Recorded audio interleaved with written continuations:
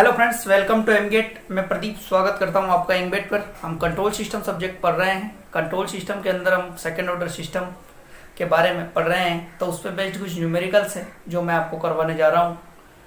अच्छे क्वेश्चन है, गेट में आए हुए क्वेश्चन है। तो पहला न्यूमेरिकल हम लोग देख रहे हैं, जिसके अंदर कहा गया आपको कि एक यूनिटी नेगेटिव फीडबैक सिस्टम दे रखा है, जिसका ओपन लूप ट्रांसफर फंक्शन दे रखा है आपको 9 डिवाइडेड बाय एस प्लस 2, और आपको पूछा है उसके डैम्पिंग रेशियो जीटा के बारे में। डैम्पिंग रेशियो जीटा के बारे में आपसे पूछा गया उसका कि आपको उसका डैम्पिंग रेशियो निकालना है। आपको मैंने बताया था किसी सेकंड ऑर्डर सिस्टम, आपको इस तरीके का सेकंड ऑर्डर सिस्टम होता है कुछ, जिसके अंदर इनपुट आरओपीएस होता है, जिसके अंदर ये फॉरवर्ड ट्रांसफर फंक्शन होता है उसका, और बाय डिफॉल्ट कुछ ना कहा जाए तो यूनिटी नेगेटिव, बट इस क्वेश्चन के अंदर आपको कहा गया है। तो इसका जो सी ऑफ एस निकालते हैं अपन, C of S divided by R of s transfer function जो निकालते हैं वो होता है G of S divided by 1 plus G of S.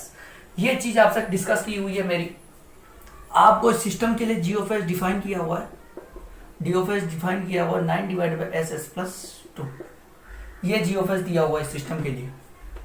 अपन को पता है कि zeta and omega n are parameter of close loop system, और क्लोज लूप सिस्टम में भी zeta and omega n are parameter of close loop system, close loop system में भी second order system के पैरामीटर है। तो अपन इस सिस्टम का second order system, close loop second order system निकालने वाले हैं इस सिस्टम के लिए। तो अपन C of S divided by R of s निकालते हैं इसके लिए।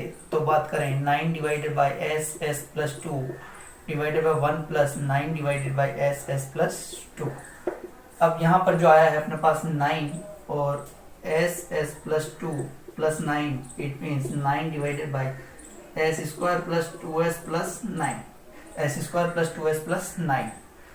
ये अपने पास एक स्टैंडर्ड सेकंड ऑर्डर सिस्टम की तरह दिख रहा है आपको। और स्टैंडर्ड सेकंड ऑर्डर सिस्टम की बात करूं तो ये कुछ इस तरीके का होता है, आपको पता होगा, ओमेगा एन स्क्वायर। ये आपको कुछ स्टैंडर्ड सेकंड ऑर्डर सिस्टम की तरह दिख रहा है, वो होता है Y of S divided by R of S या सी ऑफ एस हो जाता है। और इसको गेन वैल्यू के से मल्टीप्लाई कर देते हैं। ये डीसी गेन होता है सिस्टम का, के जो होता है वो गेन होता है सेकंड ऑर्डर सिस्टम का। और ये omega n square divide s plus 2 zeta omega n s plus omega n square की तरह एक सेकंड ऑर्डर सिस्टम का बिहेवियर होता है। ये आपको पता होना चाहिए। अगर नहीं देखा हो तो पिछले लेक्चर देखें आप, फिर आगे आप क्वेश्चन न्यूमेरिकल्स पे ध्यान दें।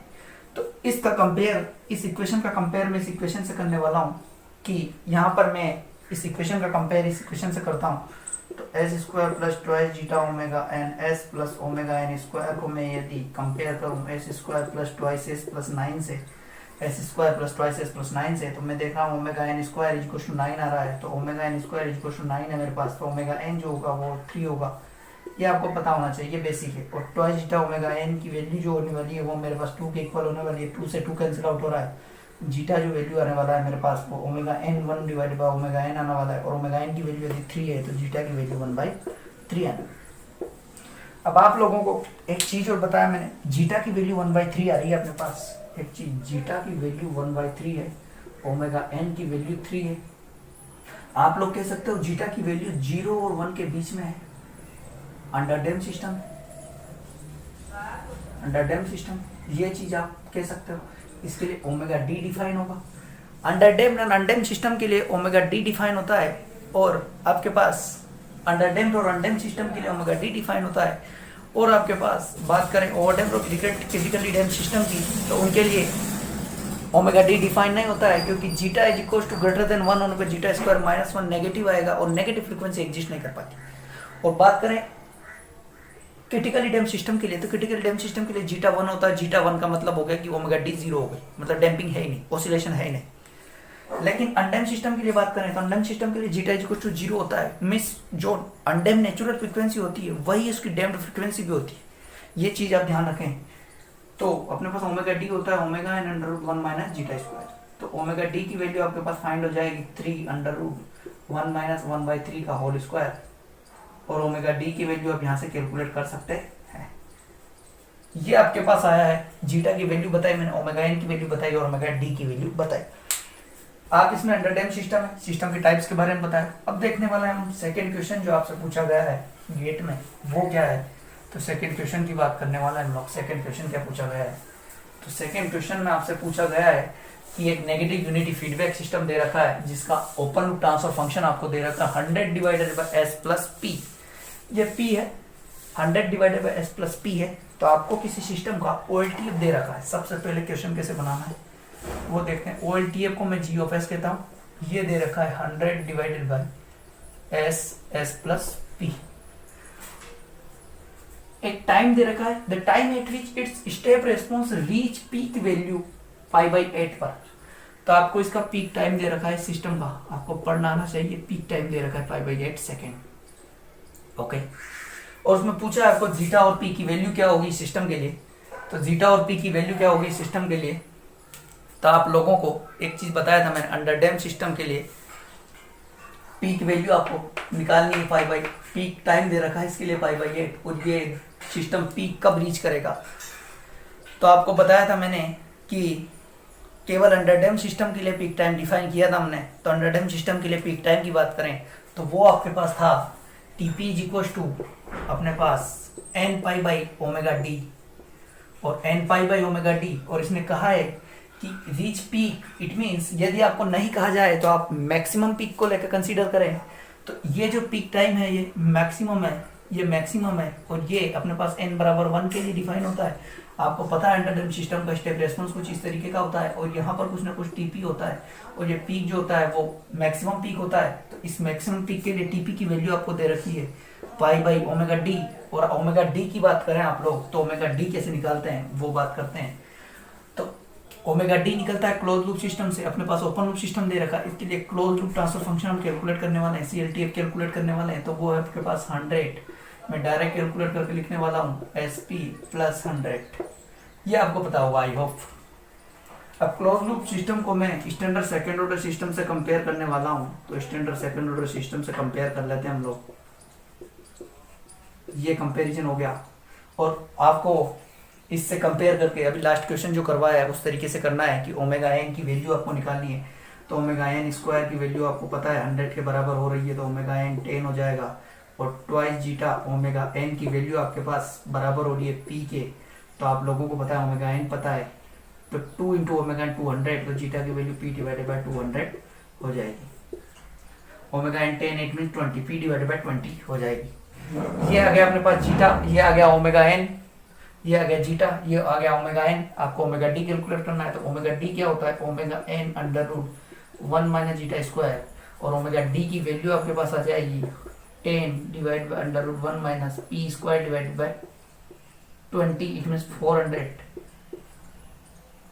और omega n is equal to 10 divided by 400 minus p square divided by 400 minus p square divided by 400, और ये जो आएगा इस 400 को मैं बाहर ले रहा हूँ, तो इट मीन्स यहाँ 20, और 20 से ये कैंसिल आउट होके 1/2।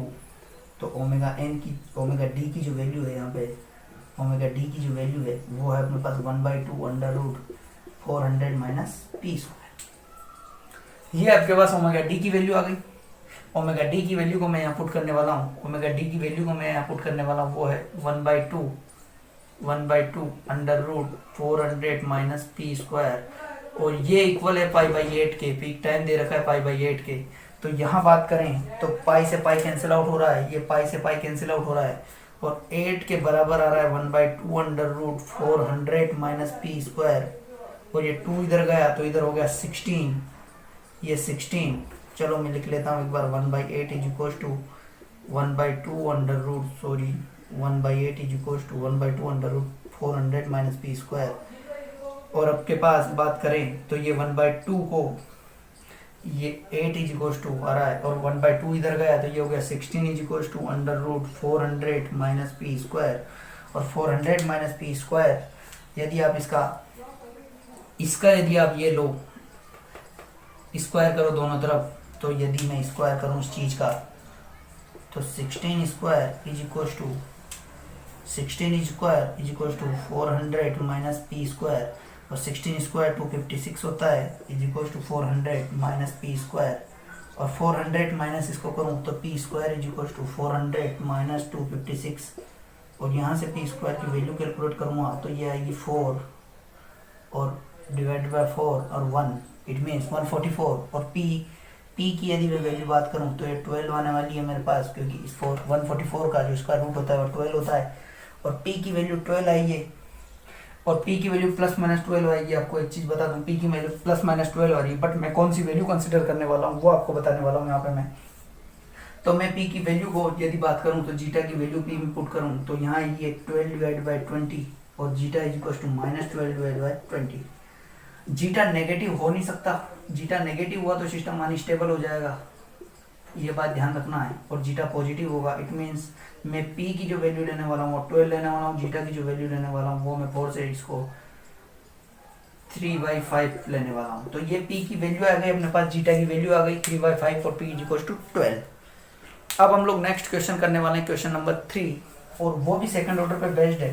तो चलिए हम लोग बात कर रहे थे क्वेश्चन नंबर 3 की। क्वेश्चन नंबर 3 जो है एक स्टैंडर्ड सेकंड ऑर्डर सिस्टम दे रखा है आपको, यूनिटी नेगेटिव फीडबैक सिस्टम है, और उसका जो स्टेप रेस्पॉन्स जो आया है वो COT से डिफाइन किया गया है। सिस्टम अंडर डैम्प है, अंडर डैम्प सिस्टम का स्टेप रेस्पॉन्स आपको दिया हुआ है, अंडर डैम्प सिस्टम का स्टेप रेस्पॉन्स दिया हुआ है, और आपसे पूछा गया है कि सिस्टम के लिए क्लोज लूप ट्रांसफर फंक्शन क्या होगा। क्लोज लूप ट्रांसफर फंक्शन क्या होगा, it means close loop transfer function के लिए मुझे जो चाहिए वो जो वैल्यूज चाहिए वो होगी मेरे पास जीटा और ओमेगा एन। यदि मेरे पास है तो मैं सिस्टम का क्लोज लूप ट्रांसफर फंक्शन लिख सकता हूँ, क्योंकि मेरे पास जीटा और ओमेगा एन की टर्म में मैं क्लोज लूप ट्रांसफर फंक्शन लिखता हूँ। तो आपको मैंने बताया था कि किसी सिस्टम अंडर डैम्प सिस्टम के लिए स्टेप रेस्पॉन्स मैंने कैलकुलेट करके बताया था आपको। तो step response of under damp system क्या होता है, अंडर डैम्प सिस्टम के लिए, अंडर डैम्प सिस्टम के लिए मैंने आपको स्टेप रेस्पॉन्स कैलकुलेट करके बताया था, और वो होता है COT इज इक्वल टू, यदि ये मैग्नीट्यूड हो तो A1 minus e to the power minus zeta omega n t divided by under root 1 minus zeta square sine of damped frequency plus theta. और आप लोगों को पता है ये जो थीटा होता था ये कोस इनवर्स जीटा होता था, ये आप लोगों को मैंने बताया हुआ है। और आपको स्टैंडर्ड सेकंड ऑर्डर सिस्टम का स्टेप रेस्पॉन्स रिमेंबर रखने को बोला था, वो ये चीज है। हम लोग स्टैंडर्ड सेकंड ऑर्डर सिस्टम के अंडर डैम्प सिस्टम के स्टेप रेस्पॉन्स को कंपेयर करेंगे इस स्टेप रेस्पॉन्स के साथ। तो बात करें पर्टिकुलर ए की जो वैल्यू है वो के है, इट मीन्स अपने पास गेन जो आया है वो सिस्टम का वो के आया है, ठीक है, बात हो गई। के सिस्टम का गेन है, उसके बाद डीसी गेन है, क्योंकि यूनिट स्टेप इनपुट अप्लाई करने पे जो वैल्यू आ रही है वो ये आ रही है। तो ये जो के वैल्यू होगी, यदि कोई मैग्नीट्यूड वाला स्टेप अप्लाई करता सिस्टम के अंदर तो ये के की वैल्यू उस स्टेप का मैग्नीट्यूड था, बट यूनिट स्टेप अप्लाई किया है तो ये जो के जो वैल्यू होगी वो सिस्टम का गेन होगी। अब बात करें हम लोग तो e to the power minus zeta omega n t की जो वैल्यू है यहाँ पर वो e to the power minus 8t है। इट मीन्स हम लोग बात करें जीटा ओमेगा एन की जो वैल्यू आई है वो 8 आई है, कंपेयर करके निकाला है मैंने बेसिकली। तो जीटा ओमेगा एन की वैल्यू मेरे पास 8 आ गई है, साइन ओमेगा डी टी और 1 upon under root 1 minus zeta square की वैल्यू 1.66 है। इससे भी आप जीटा की वैल्यू निकाल सकते हैं, बट मैं आपको एक ट्रिक बताता हूँ जीटा की वैल्यू निकालने की यहाँ से, क्योंकि जीटा की वैल्यू हम लोग इस थीटा से निकालेंगे। आपको पता है कि थीटा जो होता है 37 डिग्री जो होता है वो बराबर है अपने पास कोस इनवर्स जीटा के, और आपको पता है कि कोस 37 की वैल्यू जो होती है वो क्या होती है, अपन ट्रेंगल बना के देख लेते हैं। ये 37 है, इट मीन्स यहाँ 3 होगा, यहाँ 4 होगा, यहाँ 5 होगा, और यहाँ जो कोस 37 की जो वैल्यू आएगी वो आएगी 4/5, और आपको कोस 37 की वैल्यू 4/5 है, इट मीन जीटा, और जीटा की वैल्यू आपके पास 0.8 आ गई।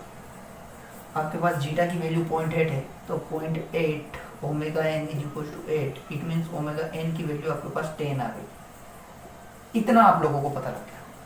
मैंने आपको बताया था स्टैंडर्ड सेकंड ऑर्डर सिस्टम यदि बनाना है आपको तो ओमेगा एन और जीटा की वैल्यू आपको पता है, तो आप स्टैंडर्ड सेकंड ऑर्डर सिस्टम लिख सकते हो। Gain K omega n square divided by s square plus twice zeta omega n s plus omega n square. ये आपके पास स्टैंडर्ड सेकंड ऑर्डर सिस्टम है। ये वैल्यू मैं इसके अंदर पुट करने वाला हूँ। के की value same, omega n square, omega n मतलब 10, तो इसका square 100 divided by s square plus omega n square 100 twice zeta omega n, it mean zeta omega n की वैल्यू 8 है इंटू 2 16 एस, और यही आपने पास सी एल टी एफ आया है सिस्टम के लिए।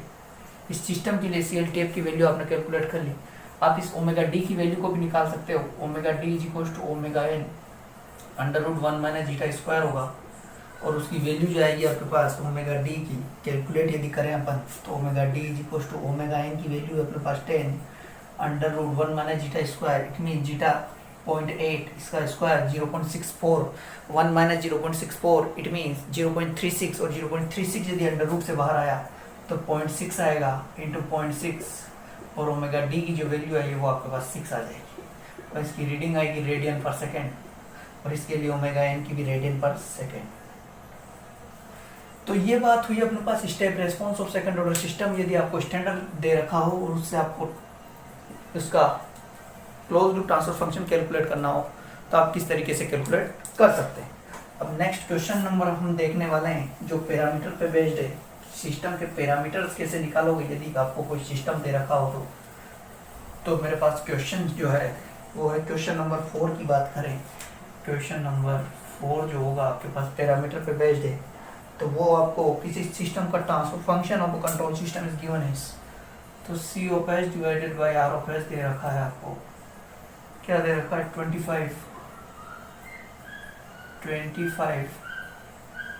S square 25 s square plus 6 s square plus 6 s plus 25, ये आपको दे रखा है, और इस पे अप्लाई किया गया है step input is applied to system. Step input apply किया गया है। सबसे पहले जो आपको निकालना है वो निकालना है पीक टाइम,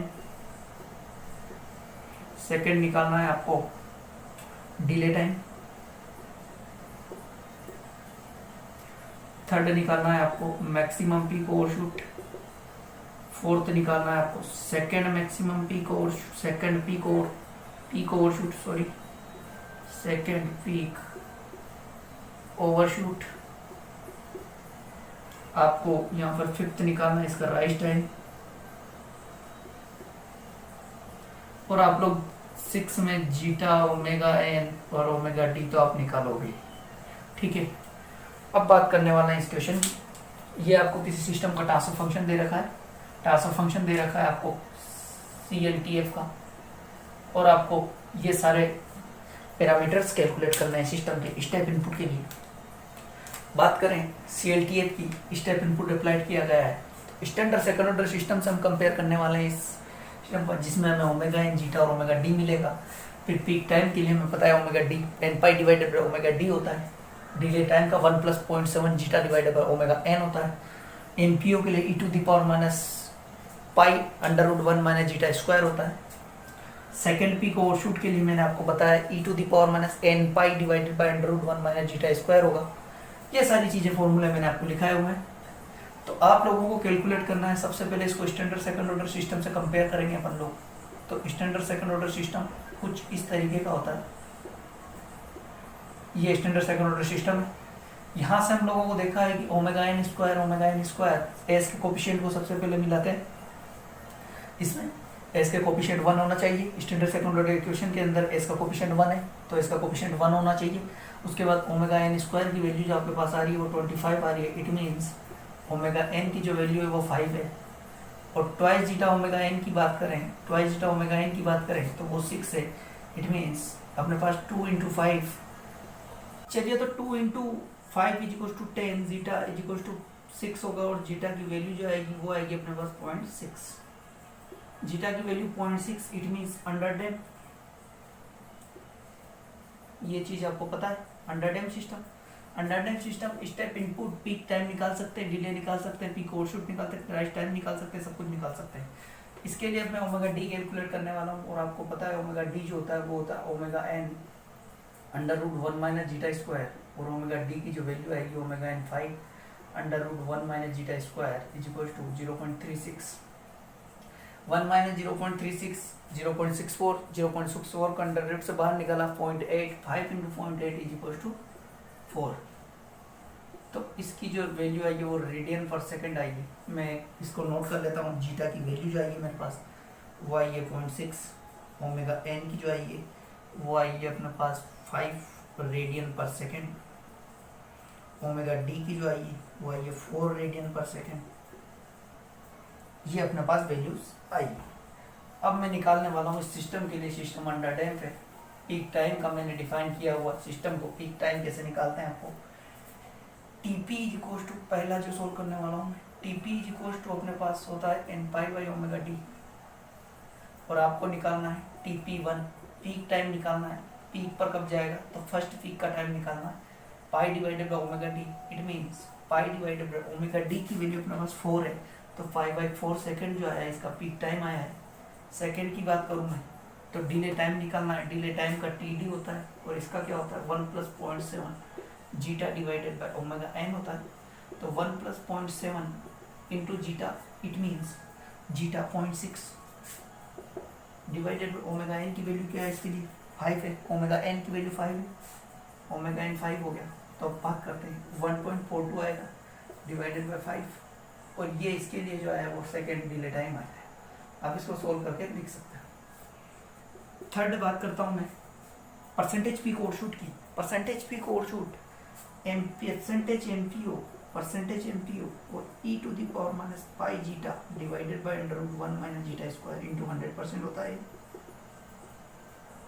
इसको यदि मैं वैल्यू पुट करूँ इसके अंदर -0.5 इंटू जीटा की वैल्यू 0.6 और डिवाइडेड बाई √1 - 0.36, तो ये वैल्यू आएगी 0.6 into pi divided by 0.8।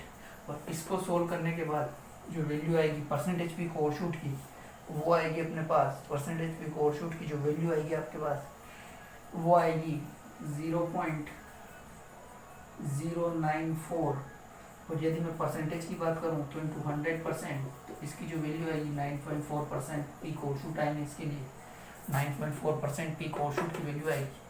Fourth की बात करूँ मैं तो सेकेंड पीक ओवरशूट की बात की गई इसमें। सेकेंड पीक ओवरशूट मैंने आपको पीक ओवरशूट का फॉर्मूला बताया हुआ है, वो होता है अपने पास एमपीओ परसेंटेज का फॉर्मूला बताया है आपको e⁻n pi zeta divided by √1 - zeta square into 100%। यदि आप करोगे तो पर्टिकुलर एन के लिए ओवरशूट की वैल्यू देगा।